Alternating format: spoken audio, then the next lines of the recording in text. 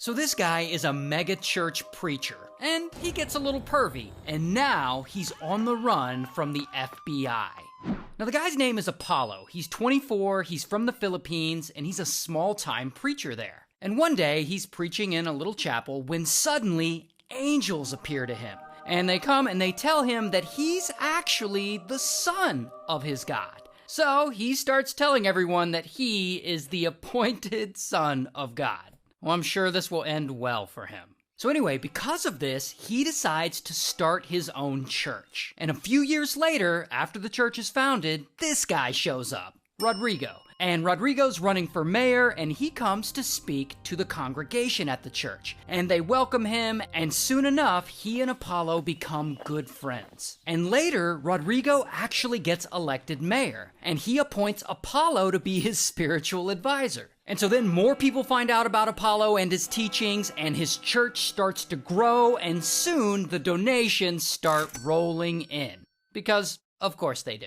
But these donations aren't enough for Apollo. He wants more. So he gets the full-time working members of the church to go out at 6 a.m. every morning and solicit money from strangers for the church. The only catch is they can't come home until they reach their daily quota of money collected. So to avoid sleeping on the street, the members of the church start playing on people's sympathy. Like they pretend to be poor college students or they pretend to be disabled, but whatever. It works, and the church makes a ton of money. And so pretty quickly, Pastor Apollo becomes a very wealthy man. He's so wealthy, in fact, that he's able to start his own broadcasting network. And this helps spread his teachings beyond the Philippines. So now he's got followers around the world, in many different countries, including the United States. And this is where Apollo really levels up. And with the help of his innermost circle, he traffics his most obedient followers into the US, where they start working and soliciting donations from people full-time. So he's making even more money.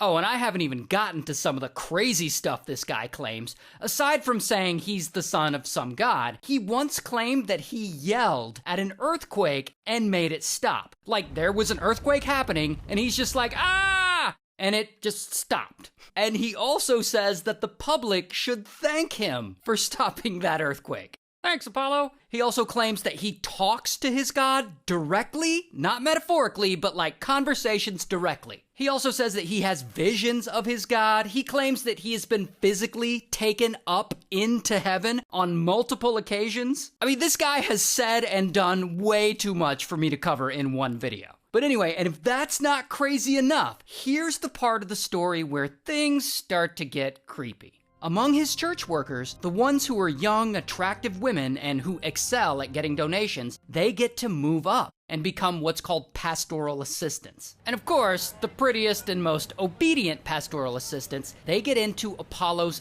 inner circle, and they become what are called spiritual wives. And spiritual wives, they get a special privilege. They get the privilege of smashing with Apollo. Yeah, they literally call it night duty. And these pastoral assistants and spiritual wives are anywhere between 25 years old all the way down to 12 years old. While at this point in the story, Apollo is old as shit. He's 74. And if any of these girls or young women protest their night duty, they're then threatened with eternal damnation. So basically, if they don't smash with him, they're verbally threatened, physically threatened, or he tells them they're going to hell. And to make it worse, these young women depend on the church for their basic needs. Like they live and work at the church. Their entire social life is there. So they're kind of trapped in this. So he's basically trafficking these girls. Like this is sex trafficking. And this nonsense goes on for years, not just in the Philippines, but in their US locations too.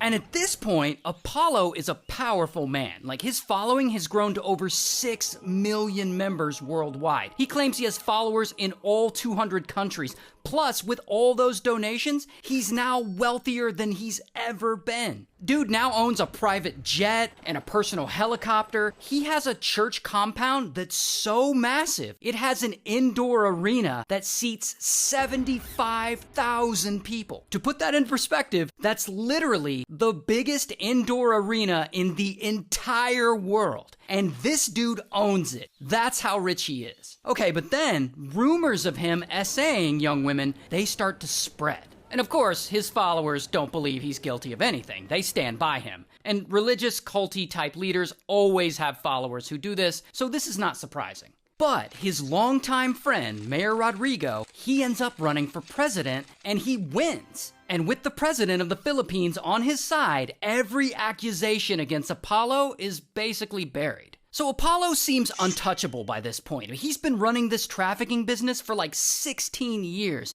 and it doesn't seem like there are ever gonna be any consequences for it. Until, I guess at some point, some of his former church members in the US, they go and report him to the FBI. And the FBI starts looking into him, and this investigation makes the news, and Apollo hears about it, and he's like, oh shit. And he allegedly flees the US, and he goes all the way back to the Philippines to his church compound there. And there, he'll be protected by his longtime friend, President Rodrigo.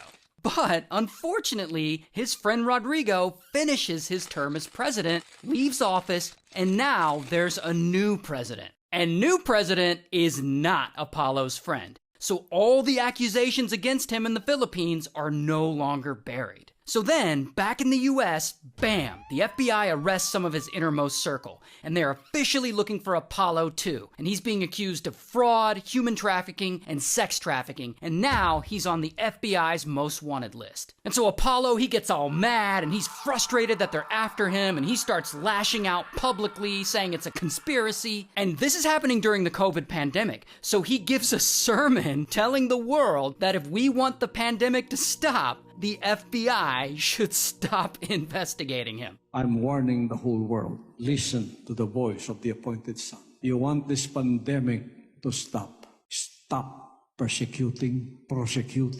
maligning the appointed son.